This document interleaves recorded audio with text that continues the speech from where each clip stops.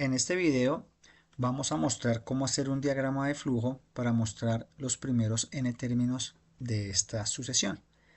Para ello tenemos que encontrar una fórmula iterativa o una fórmula recurrente.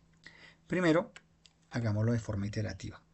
Observemos que el primer término se puede escribir como 3 por 1 menos 2.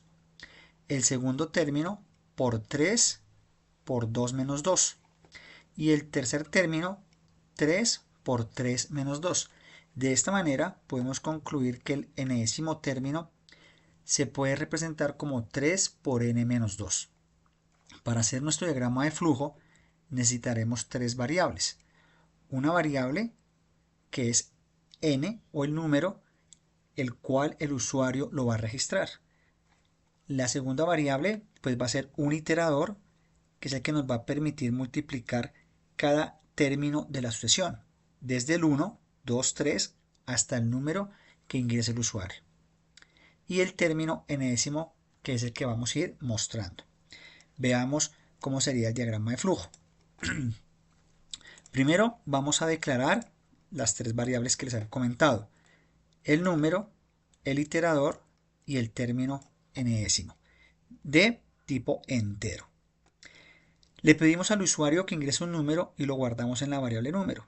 Usamos un for usando la variable iterador que empiece desde 1 y que vaya hasta el número ingresado por el usuario, con un salto de 1 de manera creciente. Definimos o asignamos a la variable a sub n 3 por iterador menos 2 y lo vamos mostrando. De esta manera mostramos los n términos de nuestra sucesión. Veamos un ejemplo. Coloquemos 8, coloquemos 7 y nos va a mostrar los primeros 7 términos de esa sucesión. Bueno, ya que hicimos el diagrama de flujo para mostrar los primeros n términos de la sucesión de manera iterativa, ahora lo vamos a hacer de manera recursiva. Para ello, observemos lo siguiente. Observemos que el término siguiente es sumarle 3 veces al anterior. Por lo tanto, si yo defino el primer término como 1 y al siguiente le sumo 3, de esta manera puedo definir esta sucesión de manera recursiva, como el término enésimo es igual al anterior más 3. Esto es una forma de definir los términos de manera recursiva. Pero hagamos otra más interesante. Observemos lo siguiente. Si definimos el primer término como 1 y el segundo término como 4, observemos que el tercer término se puede obtener como el anterior multiplicado por 2 menos el anterior. De esta manera podemos definir nuestro término enésimo dependiendo de los dos anteriores. Entonces, veámoslo explícitamente.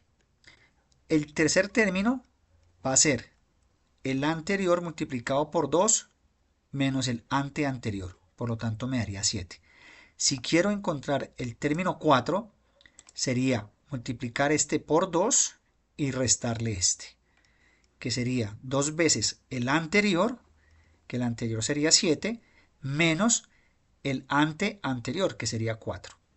De esta manera, pues podemos hacer un diagrama de flujo.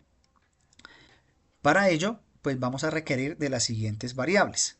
Vamos a tener una variable que vamos a llamar anterior, otra variable que va a ser anterior.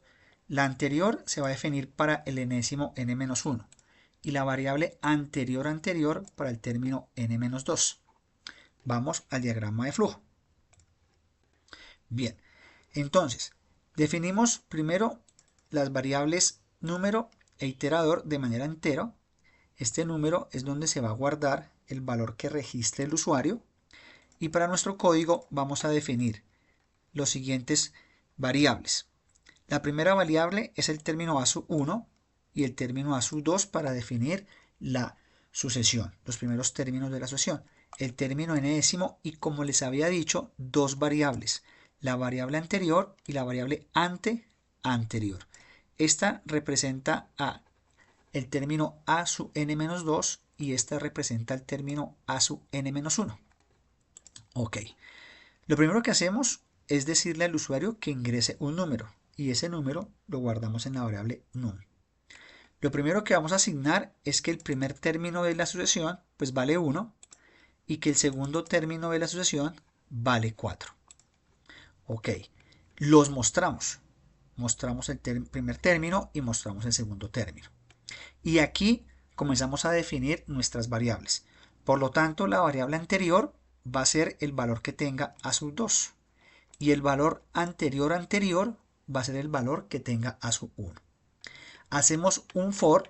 En este caso, el for va a empezar desde 3 porque ya hemos mostrado los dos primeros términos. Entonces, nuestra variable iterador comienza desde 3 y va a ir hasta el número que registró el usuario, con salto 1 de manera creciente.